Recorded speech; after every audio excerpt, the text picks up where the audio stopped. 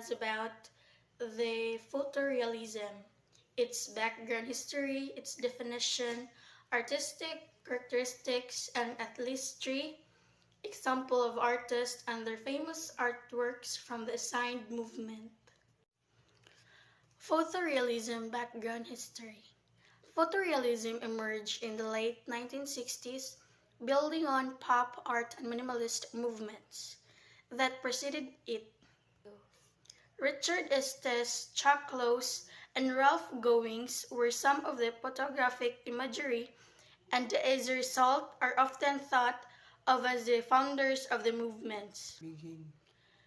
The three artists that I have mentioned, is the three considered founders of the movement called photorealism. The beginnings of photorealism during the late 1950s and early 1960s are in New York City. The dominant art movements advanced by artists, critics, and gallerists alike were abstract expressionism, followed by pop art, then minimalism.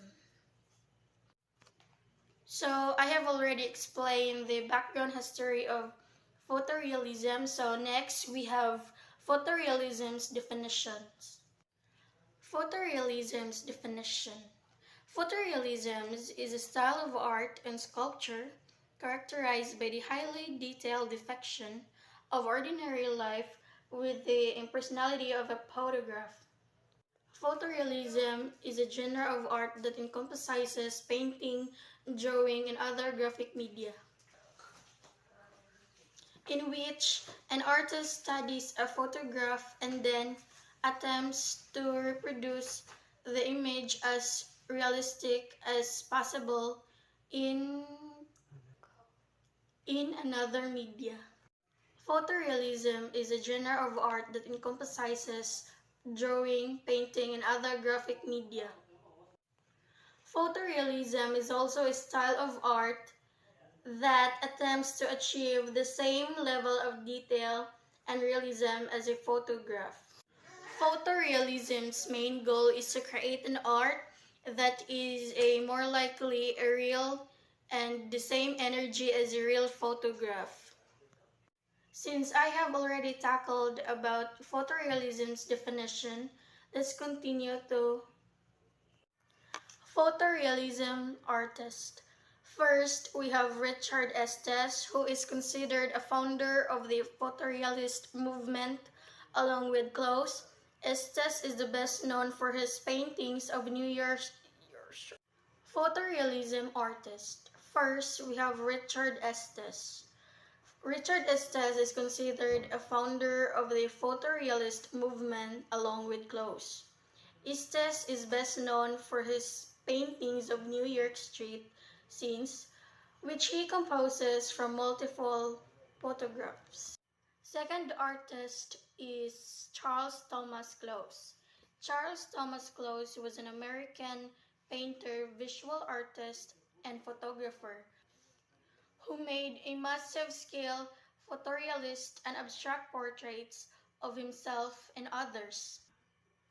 Close also created photo portraits using a very large format camera. And the last artist is Gerhard Richter. Gerhard Richter is a German visual artist. Richter has produced abstract as well as photorealistic paintings, and also photographs and glass pieces. He is widely regarded as one of the most important contemporary German artists, and several of his works have set record prices at auction. So I have already done discussing about photorealism movement, so I hope that you have gained new learnings and knowledge about our tackled discussion and tackled topics for today's video. So this is Jean Marie Davila from BA Ed 1B at your service. Thank you.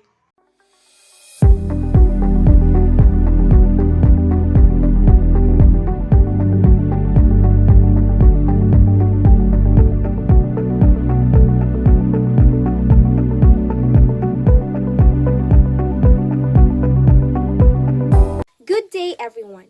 My name is Marilyn P. De Villiers from B.Ed Section 1B. Our topic for today is all about installation art. We will explore the definitions, history, and examples of installation art. What is installation art? Installation art is a term for works, room-sized or larger, in which the whole space is considered a single unified artwork.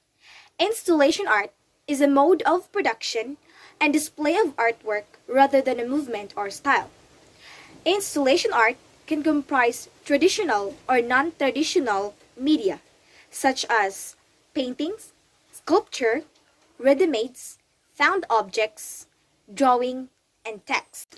Installation art is an artistic genre of three-dimensional works that are often site-specific and designed to transform the perception of an spaces. The term installation, which appeared in the 1970s, generally applies to works created for interior space. Outdoor works are more often referred to as public art, land art, or to put it roughly, humans interviewing an environment and putting their stamp on it. The installation, once constructed, is most often expressed in such a three-dimensional setting as has been mentioned, within a room where the artist includes the environment as part of the work or other factors which distinguishes their work from simply hanging a 2D piece.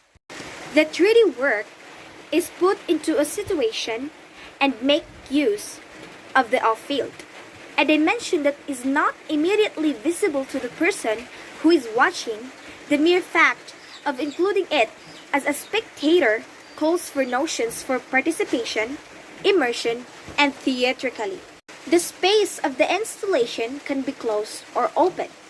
Thus, land art tends today to be redefined by the yardstick of the concept of installation. Finally, an installation can be either mobile, permanent, or ephemeral. The installation can most often be assimilated to a sculpture, but it cannot be reduced on it. One speaks of hybridization and mutations. It also makes it possible to explode the notion of volume. The installation can be understood as an object of reduced size to a very large space. Specificity. Some installations are designed for and depending on a particular exhibition or location. Interaction. In some cases, the public is led to interact with the installation or even the artist himself. The scenography. Some works invite a course, a path, and propose different stages or sensorial sequences. Famous installation artists you should know about. Installation artists are not always the most well-known artists many students of art history will come across when studying art, which is strange, since installation art is some of the most groundbreaking and often hard-to-miss artistic statements that can be made. Let's start to know about Yayoi Kusama. Yayoi Kusama is a Japanese contemporary artist who is well known for her extensive resume in the arts of her long list of exhibitions and permanent installations. She started achieving success in the 1950s and is now one of the most famous Japanese female artists, recently making the Time magazine list of the 100 most influential people. A very colorful person in life, Yayoi's art immerses the viewer in an experience that takes them well beyond the bounds of the ordinary, usually involving polka dots in some way. In 2017, the Hearst Horn Museum in Washington, D.C. opened up an exhibition celebrating her 50 years of work, and that same year, a museum named after her was instituted in Tokyo. And next, let's talk about Ai Weiwei. Ai Weiwei is an artist from Beijing, China. He is a filmmaker, visual artist, installation artist, author, and architectural artist. He is, or at least was, an extensive blogger, finding a place to express his vitriolic commentary on the Cinewebo platform in the early microblogging days of the internet. His most notable works include teaming up with architects to design and create the Beijing National Stadium for the 2008 Olympics, but make no mistake, this man's legacy cannot really be summed up in just a couple of big pieces. Ai Weiwei is a human rights activist that has been publicly vocal about his distaste for the Chinese government. In fact, Ai Weiwei has been embroiled in several controversies over his long and storied career, including a tax scandal and being arrested. He always seems to have the government nipping at his heels. And lastly, to know about the artist is Damien Hirst.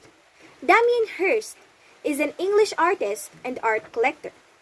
His most notable works that seems to be his big hit is called The Physical Impossibilities of Death in the Mind of Someone Living, which is a large tiger shark suspended in blue formaldehyde in a tank, created in 1991. Hirst is a two-time Turner Prize recipient. Some of his other works includes the recreation of a chemist's studio called Pharmacy Away from the Flock, which was a dead ship in formaldehyde, and The Dream, which was a unicorn suspended in formaldehyde. Why we need installation art?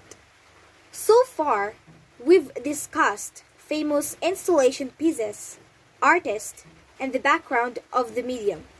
Installation art has been disrupted in such a short amount of time and has given us some incredible artists with impactful work from all over the world. But why is installation art influential? What about it makes it a necessary form of conceptual art? Well, there are three main reasons why we need it: critical thinking, inspiration, and emotion.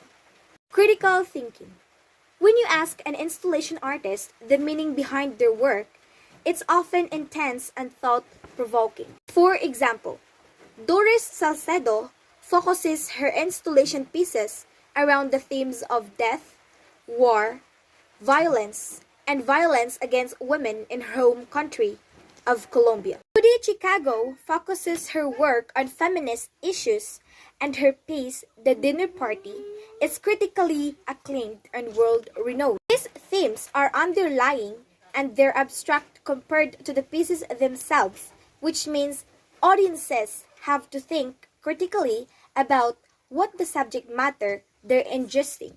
The ideas and the impact of them are more important than the installation itself, as the artist is presenting a message in a way that makes people think. Installation art aims to shift the focus from the literal visual representation of a piece to what the conceptual meaning is behind it. Reworking how we consume art requires critical thinking and a shift in subjective perspective among individual viewers. While the themes are not always immediately apparent, the artist is deliberate in every aspect of the piece. There is no texture, medium, or detail that is not intentional in a piece of installation work. Inspiration. Installation pieces are not confined to the walls of museums and galleries. Some pieces, like Yayoi Kusama's outdoor sculptures, Ai Weiwei's Good Fences Make Good Neighbors, or Arnaud Lapierre's Ring Chain, are all beautiful examples of artwork that are in public spaces. It's inspiring to be living your daily life and come across a large-scale piece of artwork that makes you ponder. Artwork that makes us question, deliberate, and inspires us is a gift. Emotion. Installation art can have some dark themes behind its creation. Cultural issues, political issues, war, death, oppression, and other subjects that aren't necessarily easy to discuss. The goal behind installation art is to evoke emotion and conversation and to bring that to issues that are important to the artist. Conclusions on installation art. Each of these artists listed are extremely talented and well known individuals in the installation art community. And now, hopefully, you will have a better understanding of installation art in terms of its context and the art world, place in history, and possibilities you may wish to pursue if you are questioning whether or not painting or drawing is the medium for you.